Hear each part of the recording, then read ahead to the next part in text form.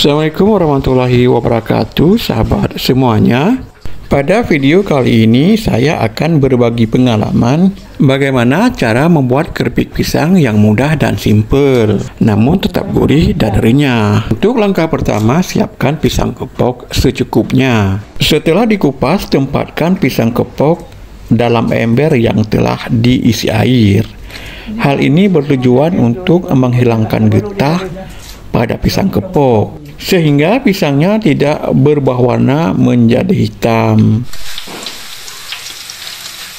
Untuk langkah berikutnya, lakukan pengirisan pisang kepok yang telah dikupas langsung di atas minyak goreng yang telah mendidih. Langkah ini berguna untuk menghindari pisang yang telah diiris saling berdempetan atau lengket.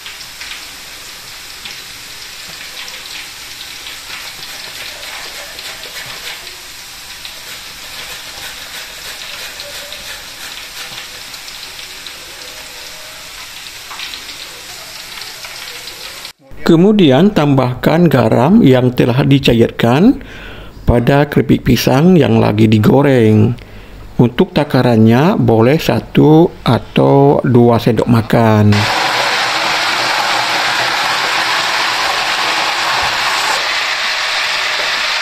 Untuk mendapatkan keripik pisang terbaik, usahakan apinya jangan terlalu besar, seperti yang terlihat dalam video ini.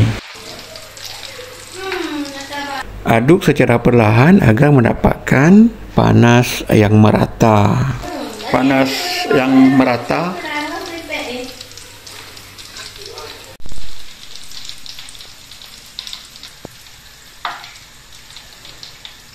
Saat keripik pisang telah berubah warna menjadi warna kuning keemasan, berarti keripiknya siap untuk diangkat dari penggorengan.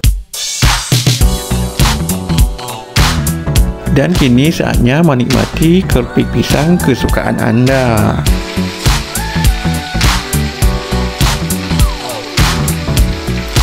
Gurih ya? Iya. Gurih dan renyah ya? Ya, demikianlah video singkat tentang cara pembuatan keripik pisang. Ternyata cara pembuatannya sangat simpel dan mudah. Ikuti saja tahapan-tahapan dalam video ini, dijamin keripik pisang Anda anti gagal.